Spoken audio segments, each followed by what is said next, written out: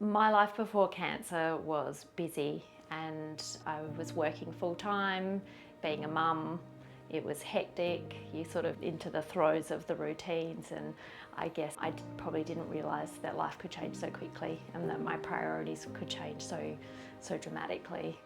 I always wanted to be working with children. That's always been a big passion of mine. I thought I would go into the psychology sort of space, but I ended up realising that I wanted to work with kids, not just on their hardest days, but on their best days too. So I found myself teaching, and I have been a teacher now for 17 years, most of that time at Scotch College, and have just loved the sort of upper primary, where they still accidentally call you mum, but they also are old enough to be independent workers, and I have just loved that sort of space. Yeah, and I've been really interested in the sort of ethical understandings of children in that age group, so I've really kind of found a passion of challenging kids in that sort of space, and to be thinking about the world around them. I am blessed with a beautiful daughter, Molly, who is just my heart and soul, as well as, my husband, Charles. We just are obsessed with her. It is everything. She is just one of a kind. But yeah, we're learning about having a teenager and what that kind of, all that comes with that at the moment. But yeah, she's an absolute little gem.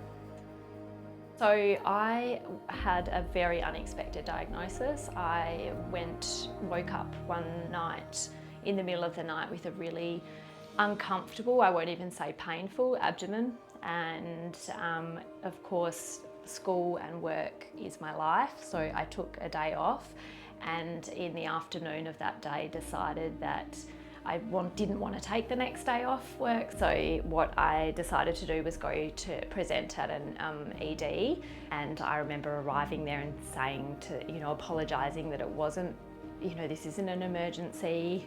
I'm so embarrassed to sort of be here, but I just need to find out what's happening so that I can go to work. And obviously what followed was an x-ray, and I'm not medical at all, but I could see that something quite wasn't right, and got sent for a CT scan, and then had a doctor come in so beautifully and say, I can see that you've got a full bowel obstruction and you have spots on your liver and it's most likely cancer. And I remember sitting there thinking, it's the spots on the liver that I'm the most worried about, because that means I'm in a whole nother league. This is advanced. This is full on. I just didn't have the symptoms, so I wasn't chasing a diagnosis. Probably not dissimilar to finding a lump. It's not there one day, the next day it is. So, and then that sort of just snowballed into, you might start vomiting, we're going to transfer you, you're about to have serious emergency surgery, let's go. So yeah, my whole life just came to a complete and utter standstill. The hardest part for me was that I just didn't have any symptoms. We know this about bowel cancer, that you don't know you have it, you cannot know you have it until you have a really serious issue. I was 39 and facing a diagnosis of stage 4 bowel cancer. So I had what we call an emergency surgery. So I went to another hospital and was faced with, stand up, where would you like to have your stoma?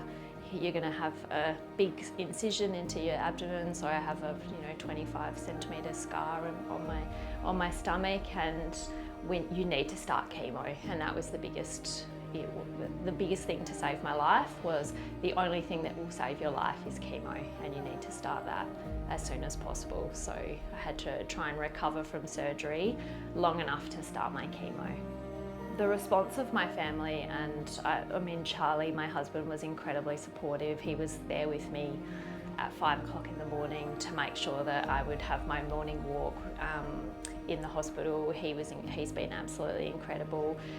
Telling Molly was an extremely challenging time, to say I'm not well and this is what it's going to look like. At the time of diagnosis, my parents were overseas on a holiday, and so I remember sending a text message to my sisters saying, hold up, let's not tell mum and dad until I know what's happening. And of course that doesn't last long, and they flew home immediately. So I had beautiful response. Everyone just completely wrapped me up, and they were from every walk of life and every community that I'm sort of part of. I just got such a beautiful sense of I'm not alone. When you are given a diagnosis that is so extreme, you are sent to all these different places, you have so many appointments and so many things coming at you. And my beautiful sister-in-law has worked at Lift for a long time. She wrote to me and said, I'd really think you should look into this. And then I said, yep, I'll get there. And then she ended up sending me a text message saying, these are the appointment times this week, which one would you like? And so that is how I came into Lift, and from the second I've come here, I've just absolutely loved it. So before cancer, my exercise routine was to go for a run every now and again. I have never really been into the gyms. That's just not how I like to exercise. So very rarely, but once in a while, go for a quick run. We also have a running at our school where I can run with the kids on our cross-country course. That was my exercise before coming here, so it's been a bit of a change. The best thing about coming to Lift is that it is such a safe environment, and everybody here it's so responsive to how you feel at the time. So there are some days that I come to Lift and I am full of energy and I can't wait to smash out some exercise, and then every fortnight I come the day after chemo, and I'm still connected to a chemo bottle through my port, and I have to exercise when I am scared that the wheels aren't even turning, and the treadmill might not even move, and I'm really exhausted. But I've never felt like I shouldn't be here, and I have always come out feeling so much more energised. It absolutely reduces the cancer-related fatigue, and in quite a paradox, I am feeling stronger and fitter than I've ever felt before, and yet my CT scans will tell you that I have metastatic disease, but I'm living in this space here which is so healthy.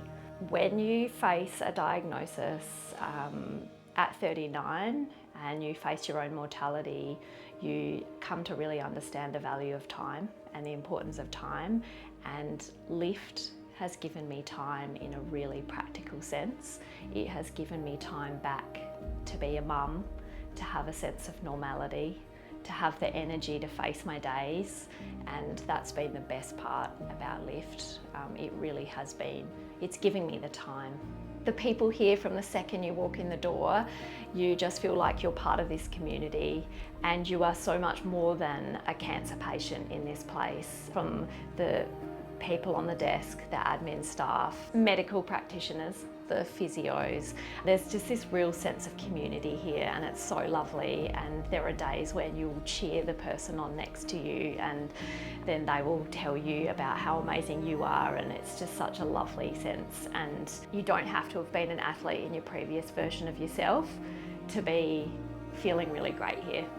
I would love to see GPs, oncologists and people facing unexpected or expected diagnoses that they are given the opportunity to come to a place like Lift.